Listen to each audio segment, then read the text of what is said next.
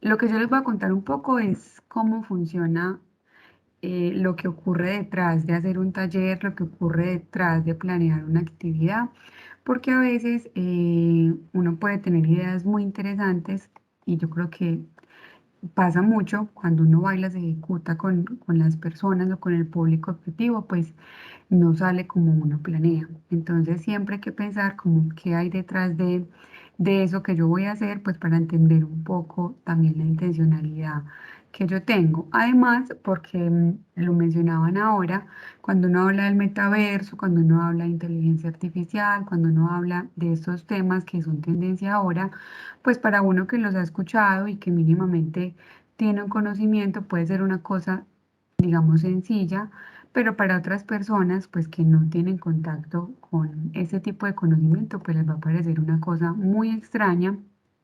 Entonces la pregunta es cómo hacer que, que ellos puedan entenderlo. Vamos a partir de como de este punto, y es que ahora decimos estamos en la era digital, pero en realidad la era digital empezó en el momento en que el Internet llegó y en el que se comenzó a globalizar. Entonces ahora obviamente hay más herramientas y hay más formatos digitales que nos permiten y que están, digamos, disponibles en muchos electrónicos, en muchos dispositivos electrónicos, pero la era digital en realidad comenzó pues desde que comenzó el Internet y desde que todos, digamos, de cierta manera pues comenzamos a acceder al conocimiento de una manera muy distinta. Obviamente las brechas digitales todavía siguen muy vigentes, pero actualmente, digamos, son muchas las personas que pueden acceder a un dispositivo electrónico que antes. No voy a profundizar en el tema de la brecha digital ni en la alfabetización digital, pues porque nos desviaríamos un poco, pero es bueno que si ustedes tienen el interés, revisen un poco de esto, porque cuando pasó todo lo de la pandemia, cuando nos volcamos a los dispositivos electrónicos, pues pensábamos que éramos unos, digamos, súper tesos, lo voy a decir de manera coloquial, en temas digitales, pero nos encontramos con que en realidad éramos unos analfabetas digitales, éramos muy buenos en redes sociales, revisando Facebook, revisando Instagram, pero en el momento de usar las herramientas que existían en formato digital para aprender, éramos unos analfabetas, por ejemplo. Entonces es bueno que si están interesados, pues puedan buscar pues sobre este término. Voy a tratar de ser muy concisa, de darles como unas consideraciones iniciales acerca de por qué se enseña y cómo se enseña durante tanto tiempo, y también cómo desde las nuevas tendencias en educación, pues digamos hay una invitación a transformar esos espacios de enseñanza que a todos nos tocaron desde que éramos pequeñitos, ¿cierto? Los voy a invitar a que usen el chat en estos momentos. No lo voy a leer todavía, lo vamos a leer al final. Si tienen preguntas acerca de lo que es la enseñanza virtual o la enseñanza, digamos, sin esta palabra virtual. ¿Y qué respuestas creen ustedes que se han dado acerca de eso? Porque yo puedo preguntar, bueno, ¿cómo hago para enseñarle a personas de 40 años? Pero también puede que tenga una respuesta sobre eso. Entonces yo creo que se enseña de esta manera. O yo creo que puedo usar ciertas herramientas para que X o Y cosa funcione. Entonces, para que puedan ponerlo ahí en el chat y enseguida lo revisamos. Lo primero que tenemos que saber es que los procesos de enseñanza-aprendizaje, pues, digamos que surgieron desde los principios y desde la historia de la humanidad misma. Obviamente ha tenido muchos cambios, pero de lo que se habla en estos momentos es que todo, digamos, todo lo que nos rodea es susceptible de ser pedagogizado. ¿Cómo así?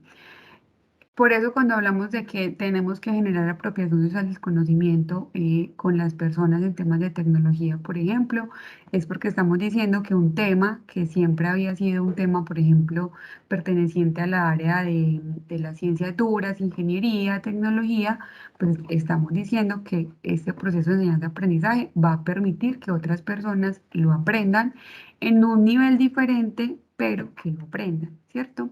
Y ahí es cuando tenemos que respondernos estas preguntas. Entonces, ¿para qué quiero que esa persona aprenda lo que yo le voy a enseñar? ¿Qué quiero que aprenda específicamente de lo que yo voy a enseñar? ¿Cómo quiero que lo aprenda? ¿Cuándo? dónde y quiénes van a estar involucrados en todo ese proceso. ¿Por qué es tan importante resolver eso? Porque, por ejemplo, yo puedo decir, yo voy a enseñar fraccionarios, estoy poniendo un ejemplo muy básico, pero ¿qué voy a enseñar de los fraccionarios? Voy a enseñar la suma, voy a enseñar la resta, voy a enseñar la división, voy a enseñar la multiplicación y cómo lo voy a hacer, ¿cierto? Entonces, todo el conocimiento que tenemos disponible en estos momentos en todo el mundo es susceptible de ser enseñado, ¿cierto? Hay que buscar las herramientas, claro, hay que buscarlos, pero todo el conocimiento que está disponible en estos momentos está disponible para que uno lo aprenda. Por ejemplo, con el tema de las criptomonedas. Para muchas personas puede ser muy fácil el aprendizaje de esto, pero para otras personas puede que sea muy complejo y es allí, digamos, donde la función de hacerlo didáctico para que los demás comprendan entra, digamos, en su papel protagónico. Antes, digamos que te enseño una clase tradicional, todavía ocurre, digamos que el hecho de que sea tradicional no quiere decir que ya no exista. Si ustedes de pronto tienen hijos, sobrinos, primos más pequeños, se van a poder dar cuenta cómo es el proceso de enseñanza-aprendizaje en las escuelas, ¿cierto? Todavía uno ve que los profes enseñan a sumar y a rezar de la misma manera que uno aprendió, todavía hay prácticas educativas que están muy ligadas al castigo, por ejemplo, y todo esto pues obviamente tiene que ver también con una tradición de enseñanza pues que se ha arraigado mucho en el contexto, pero tiene que ver con un proceso también de planeación por parte de los maestros. Entonces, o ni siquiera los maestros, de quien enseña finalmente.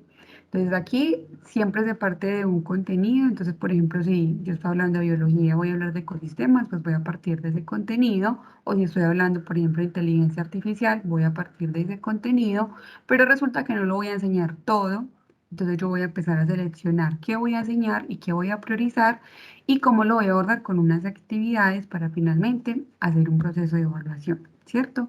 Digamos que este es como el modelo de enseñanza que todavía predomina mucho en muchos espacios de aprendizaje. Y pues que no estoy diciendo que no funcione, probablemente sí funciona para muchos, pero digamos que puede generar mayores experiencias, pues si se cambian ciertas cosas. Ciertas cosas como que, ya les voy a contar. Si tienen preguntas, me hablan por favor, porque no los puedo oír.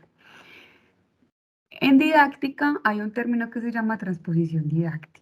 ¿Qué es la transposición didáctica? Es un proceso en el que uno, digamos como ser humano que está en la disposición de enseñar, tiene un saber científico, académico o técnico y hace un proceso de transformación para que los estudiantes, los alumnos o a quien voy a enseñar, pues obviamente puedan entenderlo, ¿cierto? Y podamos bajar un lenguaje sin cambiar el significado, por ejemplo, de lo técnico que es fundamental. Yo no puedo cambiar la definición de inteligencia artificial simplemente para que el otro lo entienda, porque puede que esté cambiando el significado, pero sí puedo hacer que él pueda entenderlo de una manera diferente, ¿cierto? Para eso hay un proceso que uno puede llevar a cabo y siempre es importante que uno no pierda de vista el concepto en sí porque lo puede tergiversar, lo puede cambiar y para eso uno siempre debe guiarse como por dos pasos fundamentales. Entonces, primero, como el objeto de enseñanza por el que yo voy a cambiar y la adaptación por parte de quien va a enseñar, ¿cierto? Esto tiene que sufrir una modificación y tengo que responderme tres preguntas. ¿Qué es lo que voy a enseñar? ¿Para qué lo voy a enseñar? ¿Y cómo lo voy a enseñar? ¿Cierto? Digamos que aquí este paso a paso que ven aquí abajo hace parte de un modelo de secuencia didáctica que lo que me dice básicamente es que lo primero que yo tengo que hacer es motivar a quien va a aprender eh, ese contenido, ¿cierto? Entonces yo como motivo a alguien para que le interese saber sobre el metaverso. No todo el mundo está interesado en saber qué es el metaverso, ¿cierto? Sobre todo si hay gente que no tiene acceso a un celular o a un computador, pues probablemente no le va a interesar qué es un metaverso. Entonces, ¿cómo yo motivo a mi público interés? Digamos que es como el primer momento, o sea, ¿cómo le digo yo que se interese por saber qué es el metaverso? A partir de ese momento de motivación, yo ya puedo decirle, ya lo vi motivado, ya lo vi conectado, yo ya puedo decirle qué es el metaverso. Es que el metaverso es esto, la inteligencia artificial es esto, el blockchain es esto, esto, esto. Y a partir de este momento de enunciación, yo voy a hacer un ejercicio de modelación. ¿Por qué? Porque es importante mostrarle a la gente para qué sirve el conocimiento. Ah, sí, el metaverso es muy cool, es muy bonito, está muy bien diseñado, pero ¿para qué sirve? ¿Cierto? Entonces, con ejercicios de modelación, yo puedo decirle, mire, yo lo motivé, venga, conozca esto, ya sabe qué es esto, pero ¿para qué sirve eso? ¿Cierto? ¿Por qué? Porque también el cerebro funciona, digamos, como haciendo unas escalitas, y digamos que, por ejemplo, cuando uno tiene la memoria a largo plazo, uno se da cuenta de eso.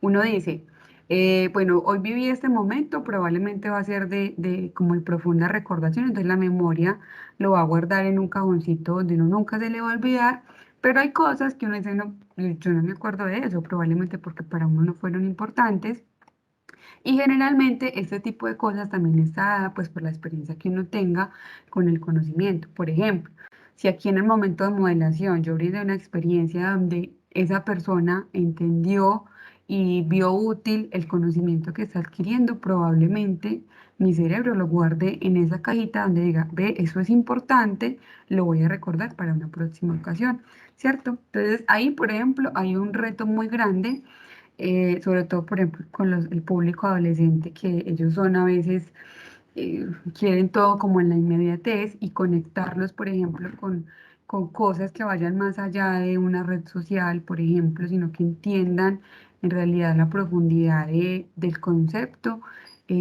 Puede ser un poco complejo, pero pues no es imposible.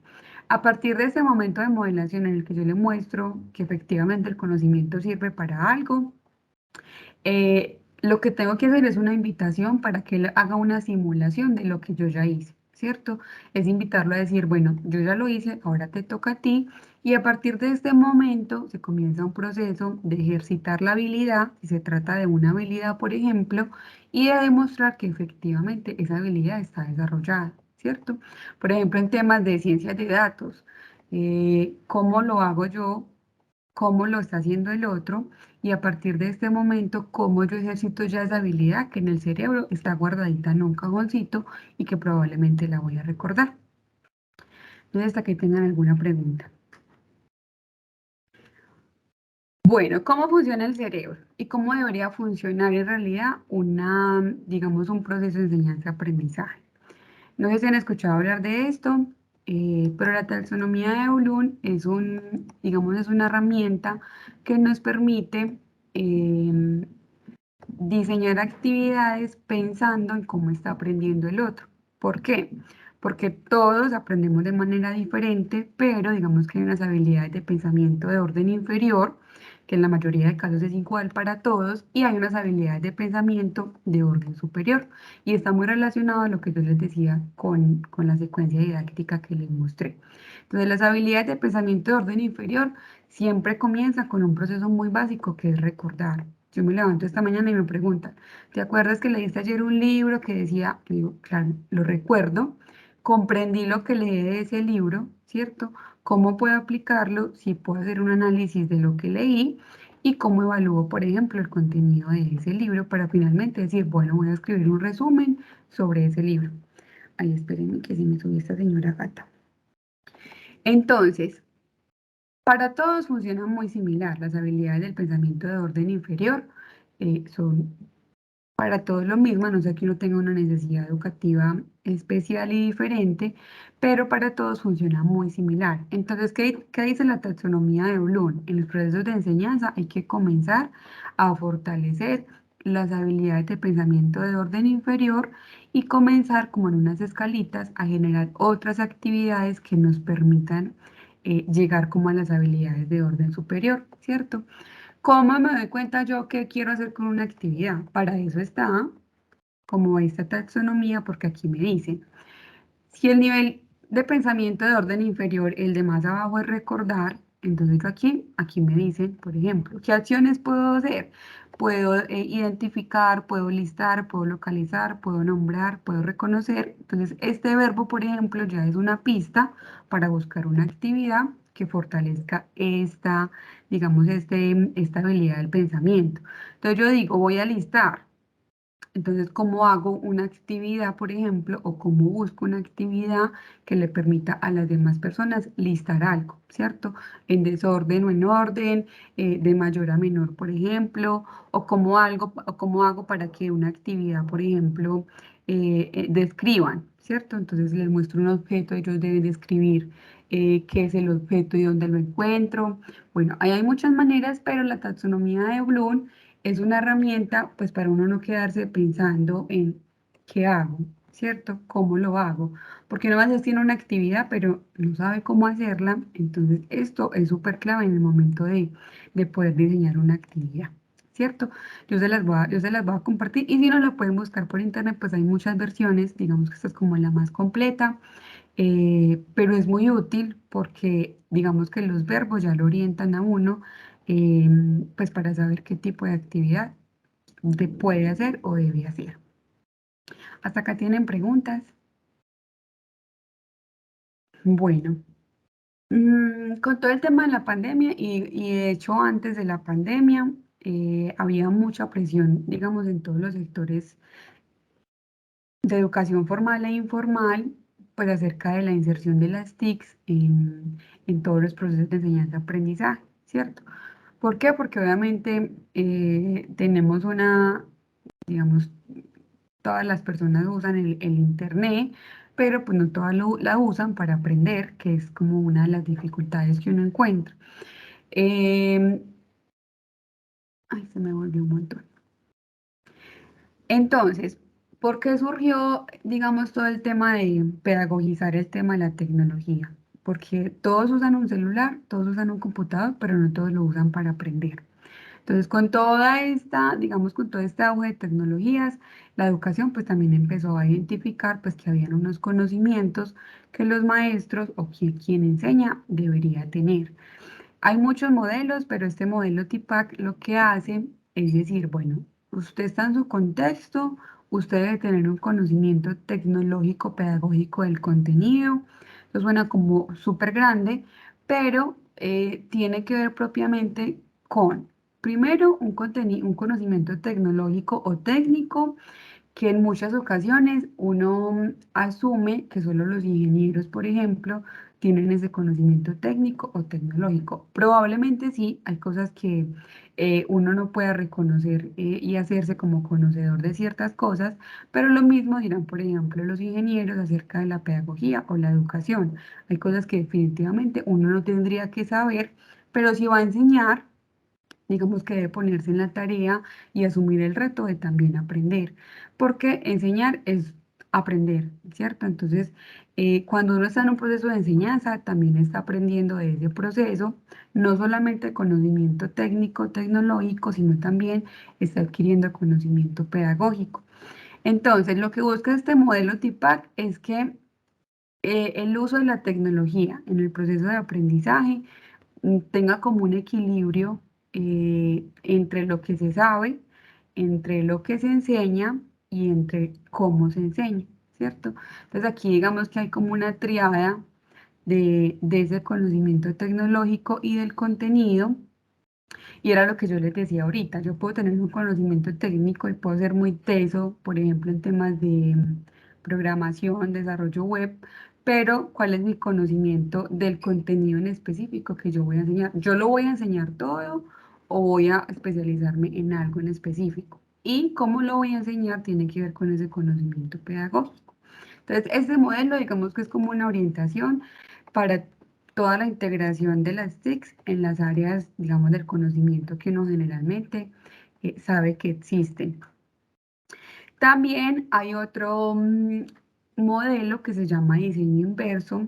Este se los recomiendo mucho si quiere, si de pronto no tienen como un punto de partida, porque este no parte, digamos, desde la actividad propiamente, sino que parte de los resultados que yo quiero que se evidencien al final de una actividad o un taller.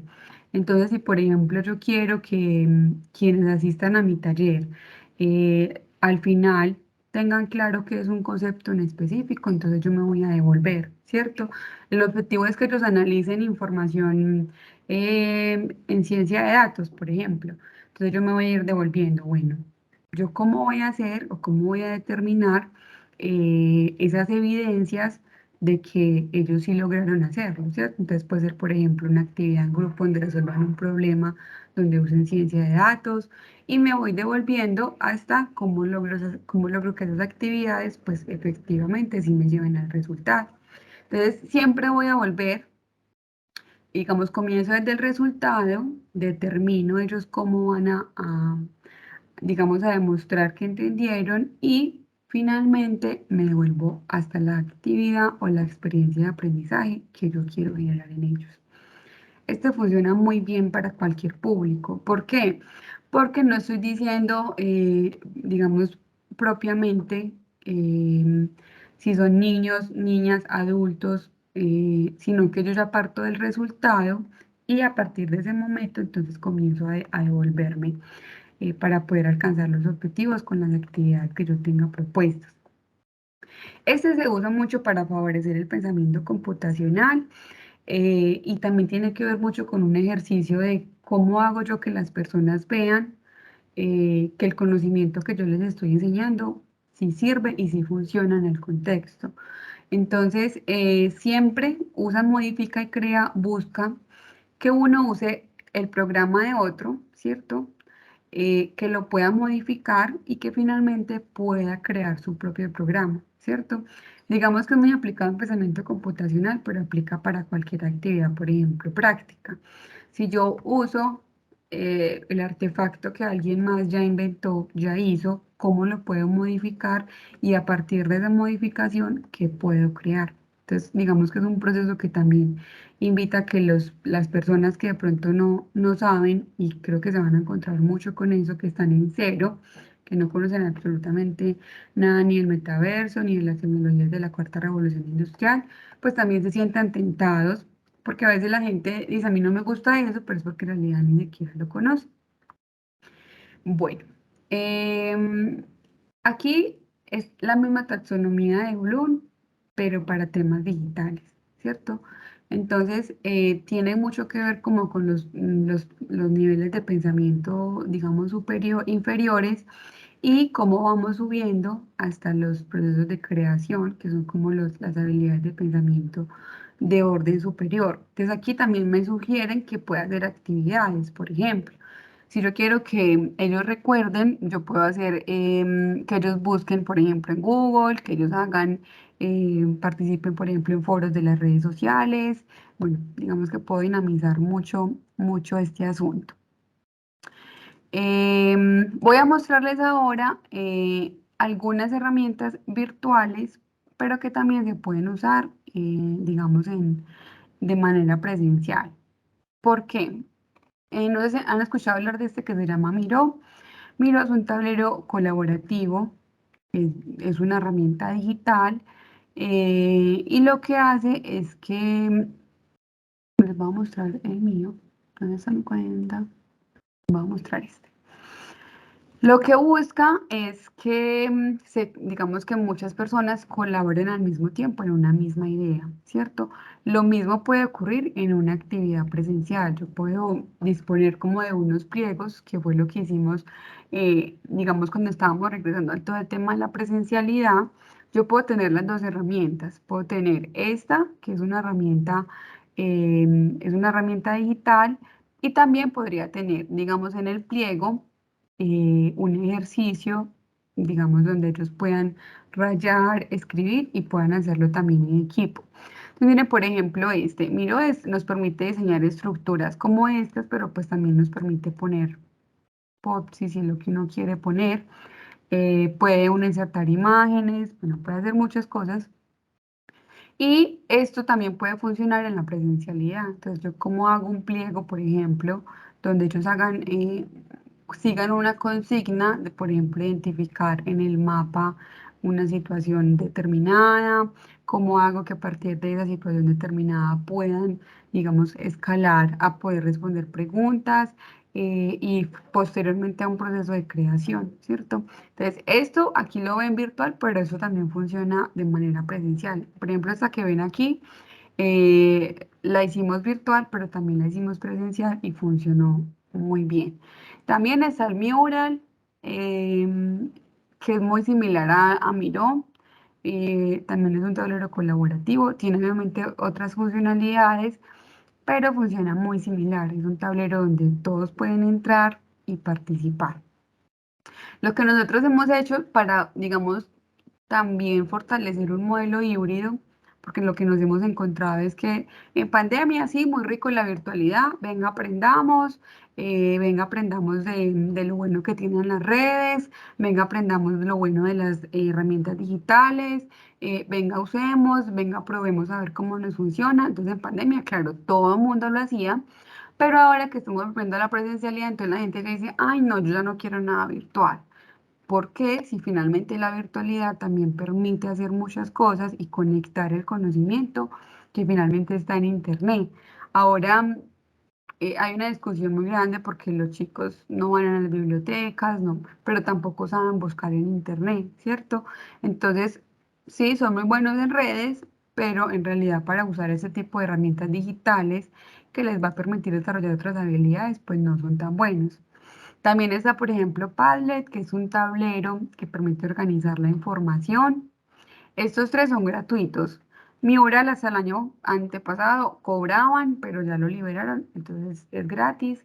El Padlet es un tablero también colaborativo que le permite a uno organizar la información y esto funciona mucho, digamos, para clasificar actividades. No sé si de pronto ustedes piensen hacer algo internamente, pero funciona mucho para, por ejemplo, bueno, voy a tratar de abrir mi Padlet, a ver si todavía lo tengo activo. Pero ustedes pueden generar, por ejemplo, una clasificación de actividades con Padlet donde todos, digamos, tengan acceso a él. Entonces les voy a mostrar, por ejemplo, este, que fue un ejercicio que hicimos el año pasado.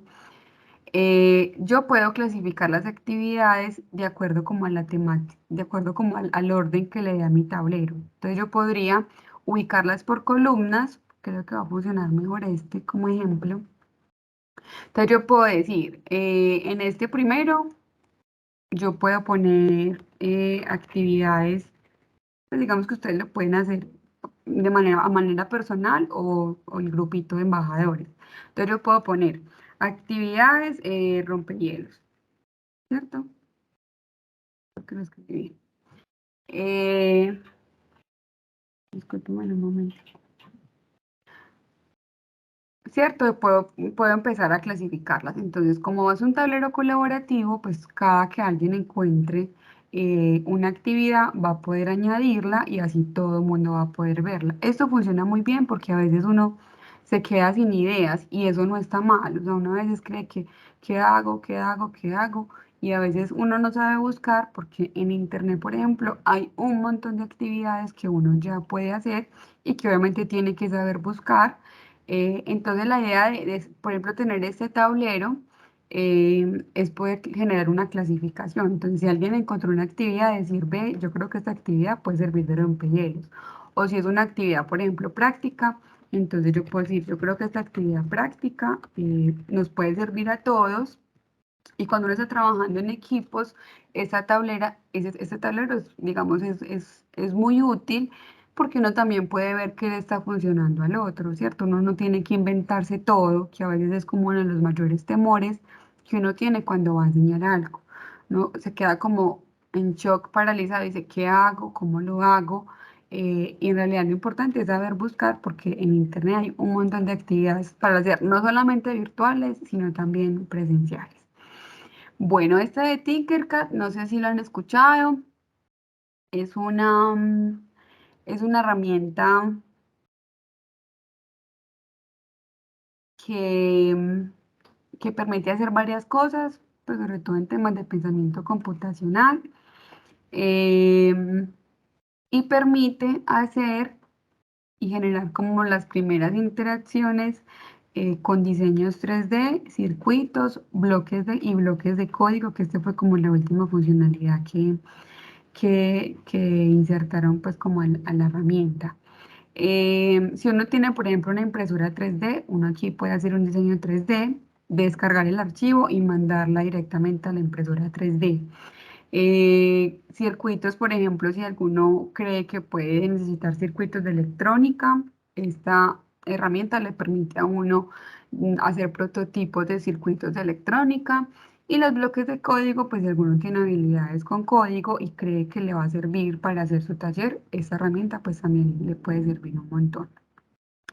Estas son algunas de las, como de las herramientas digitales a las que uno puede tener acceso y pues de manera presencial también hay muchas otras actividades que uno puede hacer y que puede adaptar, porque a veces uno se encuentra con muchas actividades o que son muy largas o que de pronto no van a funcionar igual a como están ahí, digamos, escritas, entonces uno también puede generar como la adaptación para que funcione. Em, bueno, no sé si tengan alguna pregunta mientras voy buscando. Pues a ver, para mí más que la pregunta es indicar que de taxonomía Bloom, este que usted nos está hablando, para mí es muy nuevo, pero se ve muy interesante. O sea, qué rico poder explorar más herramientas para uno contextualizarlas más y ponerlas en práctica. Qué bueno. Donde uno pudiese informarse más, que uno quisiera pues como interactuar con estas herramientas. Bueno, lo primero es que traten si les interesa alguna, o sea, entrar y comenzar a aprenderlas, porque hay algunas que uno probablemente no sabe manejarlas, pero la taxonomía de Bloom sí es una herramienta, digamos, que en educación es muy usada y digamos que es como incluso es la orientación y es la clave para generar los indicadores de logro, por ejemplo, de los aprendizajes de todos. Entonces, yo les voy a compartir la imagen. Igual pueden buscarla también por internet porque hay muchas versiones. Esta que yo tengo para mí es como la más completa porque le da a uno como como unas señales de qué tipo de actividad puede hacer. O sea, no lo deja a uno como, ah, sí, digamos, la habilidad del pensamiento es recordar. Entonces, listo, yo cómo hago que alguien recuerde algo. Entonces ahí le dicen a uno, digamos, qué tipo de verbos o qué tipo de actividades puede hacer para que alguien comience a recordar un conocimiento sobre algo. Se les va a compartir. Mónica, yo no recuerdo bien si de pronto nos especificaste esto, pero ¿cuánto tiempo es como pertinente tener a alguien, pues y tener como un grupo de personas hablándole sobre un mismo tema? Y lo otro es que algo que yo pues miro con gran preocupación y es el hecho de que a veces se cogen una cantidad muy grande de personas en los talleres. Entonces yo me pregunto, bueno, ¿y cuánto será la cantidad de gente pertinente para que uno sí pueda asegurar como la calidad en lo que está transmitiendo? No sé si eso varía, pues lo que veíamos en el colegio, que una cosa es un taller, otra cosa es una conferencia, y que cada una pues tiene como un tiempo específico. Para esta actividad en concreto, ¿cuánto nos recomiendas que más o menos pues sea y todo? Es una pregunta muy importante. Para los talleres, digamos que por experiencia también, uno sugiere que sean entre 25 y 30 personas. ¿Por qué? Y también va a depender mucho de las actividades. Yo puedo tener en un taller hasta 50 si quiero, pero tengo que pensar que las actividades que voy a diseñar pues van a ser funcionales para un grupo de 50 personas. Y también va a depender mucho del tipo de público. Yo no puedo tener, por ejemplo, 50 niños de 7 años porque probablemente me voy a enloquecer, eh, sino que siempre buscar, digamos, ser muy recursivo en el tema de las actividades, pero también en el tema de los públicos. Por ejemplo, si es un público muy variado, yo puedo tener hasta 30 personas porque puedo generar, por ejemplo, una actividad por grupos que, digamos, funciona mucho Y digamos que también dentro de las habilidades del siglo XXI hay una que es muy importante, a la que en estos momentos, digamos, todos los sectores le están apuntando, y es el trabajo colaborativo. Entonces, ¿cómo yo podría iniciar con un rompehielo?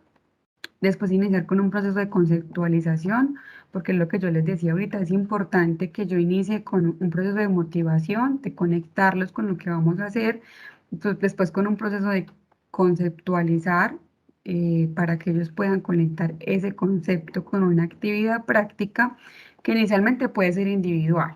Por ejemplo, yo puedo entregarle una hoja a cada uno donde resuelva una pregunta del concepto que yo acabo de explicar. Ahí ya hay, digamos, un proceso metacognitivo de poder recordar qué fue lo que yo dije del concepto, ¿cierto? Y a partir de esa práctica individual yo puedo decir, listo, sigue un ejercicio de trabajo colaborativo por mesas de trabajo, donde voy a partir de una consigna, y es que todos van a dibujar algo o van a crear un artefacto para solucionar X cosa. Y a partir como de esa secuencia, al final yo puedo decir, listo, vamos a hacer socialización y cierre con preguntas. Y es muy importante que ustedes también, digamos que la evaluación es el medio y no el fin, pero es importante que ustedes al final también puedan llevarse una percepción de lo que fue el taller. Entonces ahora uno lo puede hacer, por ejemplo, con emojis. Entonces puede poner una pregunta general en un pliego que diga, ¿cómo te pareció el taller? ¿Cómo te parecieron las actividades? Y que la gente represente con emojis, por ejemplo, cómo se sintió, si le gustó, si no le gustó. Y, y tener muy presente el tipo de público. Si por ejemplo son niños de 7, 8, 10 años, probablemente digamos, los momentos de concentración van a ser menos. Entonces, ¿qué se recomienda, por ejemplo, cuando uno está trabajando con niños? Que primero uno los active, los ponga en movimiento, los ponga un poco a cansarse físicamente, para que después ellos vuelvan a la calma, ¿cierto? Entonces, obviamente uno no los va a poner a correr, a darle 10 vueltas a la cancha, pero cómo hacer que se muevan, que comiencen a mover el cuerpo, porque también cuando uno trabaja con niños, por ejemplo, si es en un colegio, ellos todo el tiempo están sentados. Entonces, cómo hacer que el cuerpo comience como a generar otro tipo de dinámicas, y cuando yo ya vea que están como coloraditos y cansados, entonces los convoco y les digo, bueno, ahora sí, vamos a hacer un ejercicio de más calma, ¿cierto? Vamos a concentrarnos. Eso con niños funciona muy bien. Con los adultos el tema de ponerlos a conversar es muy importante. ¿Por qué? Porque a veces, y con los adolescentes también, a veces los chicos, digamos, son muy concentrados como en un solo grupito de amigos. Entonces es muy importante como comenzar a mezclarlos, y con los adolescentes funciona mucho generar debate, ¿cierto? ¿Por qué? Porque obviamente ellos, cuando están adolescentes, creen que tienen la razón en casi todo. Entonces cuando uno genera el debate, obviamente ellos van a defender sus ideas, y obviamente hay que hacerlo con mucho respeto y generar como una dinámica. Por ejemplo, hay uno que se llama el juicio. Entonces hay un juez, hay un abogado defensor, por ejemplo, hay un abogado atacante, y lo que se busca es que ellos, a través de ideas y de argumentos claros, pues defiendan una idea, por ejemplo, acerca de la tecnología. Que uno pensaría que los adolescentes, pues todos están muy de acuerdo con la tecnología, pero en realidad ellos tienen unos debates también muy profundos, que a veces ni siquiera tienen la oportunidad de hablar en sus clases o hablar con sus familias. Entonces, eso con los adolescentes funciona muy bien. Em, ¿Qué más les cuento? Digamos que la recomendación para un taller está entre 25 o 30 personas, y ya si uno quiere hacer lo demás, o si la condición es que hayan 50 personas en el taller, pues uno tiene que pensarse como las actividades, y también es proporcional el tiempo. Por ejemplo, si yo tengo 15 personas, obviamente no me voy a demorar 3 horas dando un taller, pues porque son 15 personas, obviamente son pocas, y las actividades probablemente puede que salgan muy rápido.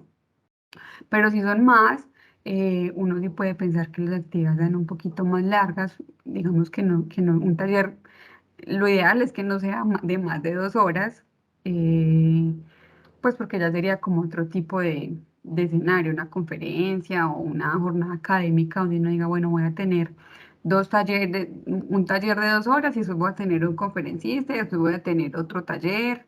Entonces varía mucho. Berta tiene la mano levantada. Tengo una pregunta referente a lo de las charlas y capacitaciones que vamos a dictar. Por ejemplo, si uno encuentra que hay un colegio que está distante de aquí de Medellín, por ejemplo, en un municipio, también se le puede dictar la capacitación, en este caso virtual. No sé, es pregunta, porque me han dicho, ¿cierto? Pues Entonces, yo creo que eso tendría que definirlo. Berta, sí, eso les iba a contestar, qué pena, Mónica. Sí, yo no sé si Laura pues les comentó a ustedes, pero la idea es que los talleres se puedan desplegar pues también obviamente virtuales, porque si queremos hacer también como un acercamiento, un llamado a que las personas acojan estas nuevas tecnologías, la idea es que también tengan una apropiación de las herramientas pues que acá hay, que sepan entrar a las plataformas tecnológicas, entonces sí. La idea es que organicemos bastantes talleres virtuales para que la ciudadanía también se apropie de esta modalidad. Yo creo que también es muchas importante gracias. que no pierdan, o sea, digamos que ahora estamos muy presencial en todo, pero lo que yo les decía era eso, o sea, no pierdan la oportunidad de usar la virtualidad como un aliado. Hay cosas que no funcionan y probablemente uno de primerazo no va a entender, pero si se sienten, por ejemplo, muy familiarizados con una herramienta, usen una, pero traten de dinamizar también lo virtual. Y también lo que pueden hacer es que si van a tener como un público muy constante, es que ahora se habla mucho del modelo de aula invertida, no sé si lo han escuchado hablar, y es que antes de que la gente se conecte, digamos como al espacio sincrónico, se les envía un contenido previo, ¿cierto? Pues no va a ser un documento de 20 páginas, porque obviamente si es con un adolescente o si es con un adulto, pues probablemente no se lo van a leer, pero sí enviarles como unas pistas de lo que se va a hacer. Entonces yo podría enviar una infografía, por ejemplo, con información que yo considero que ellos necesitan saber para antes de entrar al taller, porque así funciona el modelo de aula invertida. Digamos que quien va a aprender tiene contacto primero con el conocimiento a través de videos, a través de documentos, a través de actividades muy bien explicadas y después, cuando entra a los espacios sincrónicos, busca resolver dudas, busca generar también preguntas o debate acerca de lo que leyó. Entonces, si también, digamos, es el caso de ustedes, y van a tener como un público muy constante, pueden generar canales de comunicación por correo o por WhatsApp, donde envíen como pistas de lo que vamos a hacer en el taller, por ejemplo. Y eso también les va permitiendo que ellos de pronto no lleguen tan descontextualizados y que de pronto no participen, porque también en la virtualidad pasa mucho que la participación no es como tan dinámica, porque digamos que en la presencialidad uno dice, usted participe, ¿cierto? Y uno se siente como que tiene que participar. Pero en la virtualidad, digamos que el ejercicio de participación pues es completamente voluntario, entonces también eso les va a permitir llegar con información pues para opinar, para decir a mí no me parece, para decir yo no entendí esto, por ejemplo, y eso también va a dinamizar mucho la participación de los talleres. Muchas gracias. Con mucho gusto. ¿Puedo hacer otra pregunta? Sí, claro. Bueno, por decirlo, en el caso, nuestro público va a ser un público muy amplio, entonces es en todo, pues digamos, yo lo decía porque el colegio que le digo pues es un municipio, pero es un corregimiento, entonces no hay una limitante que tenga que ser solo en una parte, sino a nivel nacional, se puede, ¿cierto? O sea, la cobertura es total o Lo que solamente tienen en que el tener en cuenta, que de pronto era lo que yo les hablaba ahorita al principio, es el tema de las brechas digitales. A sí. nosotros, por experiencia, nos pasó mucho que cuando empezó la pandemia, obviamente teníamos, digamos, montados todos los proyectos en la presencialidad y nosotros tenemos muchas zonas rurales, por ejemplo, y en las zonas rurales ni siquiera hay señal. Entonces, pues no en todas, pero en algunas, digamos, teníamos instituciones como tan lejos que ni siquiera tenían señal. Entonces, ahí comenzamos a generar un montón de estrategias y también es focalizar, digamos, los talleres. Por ejemplo, yo puedo decir, voy a focalizar una institución que efectivamente tiene acceso a Internet, pero también cómo voy a focalizar a la que no tiene Internet. Entonces, yo ahí puedo tomar una decisión y puedo decir, no, ese tengo que hacerlo presencial, ¿cierto? O qué otras estrategias utilizo, pues para que no sea presencial, pero para que efectivamente sea un taller. Nosotros, o sea, hicimos un montón de estrategias para que digamos, las familias y las comunidades que estaban en las zonas rurales, pues se pudieran conectar con lo que estábamos haciendo, pero tampoco es como hacerse un nudo en la cabeza, pues ya estamos en la presencialidad, si podemos ir, vamos, y si podemos generar el espacio virtual, pues qué tan chévere que también se puede hacer. Muchas gracias. Sigo haciendo preguntas. Me da pena que haga todas las preguntas y de pronto mis compañeros también tengan otras inquietudes. Una última, ¿puedo hacer una No, no última? hay Sí, problema. claro. Claro, Bueno, verdad. otra última es, también se puede atender empresas, por digamos a veces cuando le da, pues yo incluso pues como esta semana como estaba en este entrenamiento, me he dado la tarea de ir mirando también porque ya la otra semana empezamos. Entonces hay empresas donde uno puede ir y digamos impartir este conocimiento, o sea, no hay ningún inconveniente con eso, ¿cierto? En esa respuesta creo que no la tengo yo, no sé si la tenga. A que quieren conocer del tema, Berta, sí, qué cuéntenme. pena con ustedes, sino que nosotros mañana les vamos a dar pues como todos esos Parámetros. detalles, ¿cierto? Porque ellos, en el caso de Mónica, son facilitadores que vienen es como a traernos un conocimiento puntual, pero eso de a quién le vamos a llevar los talleres, quién es el Ok. público, como poco, pues mañana lo vamos a tratar más, pero para que todos lo tengan acá presente, el objetivo del proyecto es llevarles el taller a personas mayores de 14 años, colombianos mayores de 14 años. El año pasado veíamos también un tema que en los talleres virtuales nos escribían pues personas de nacionalidad venezolana, entonces este año pues no queremos como cerrarnos a que ellos puedan participar de esos talleres, también abrimos a que ellos pues lo puedan hacer.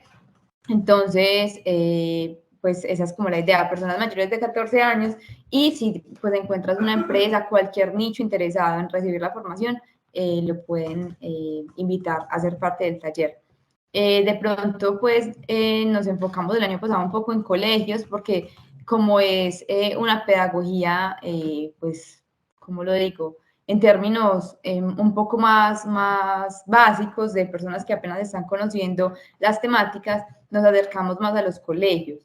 Pero de pronto si hay una empresa que esté en ceros respecto al tema de la cuarta revolución industrial y quiera pues llevar ese conocimiento a sus empleados y demás, se puede hacer. Pero bueno, esa es como la dinámica. No sé si ahí te respondí un poco. Y muchas gracias por la inquietud. Bueno, creo que ya no hay más preguntas. Entonces, pues Mónica, muchas gracias. Yo sabía que este es un tema de mucho interés para los chicos, que realmente nos ofrece muchas herramientas.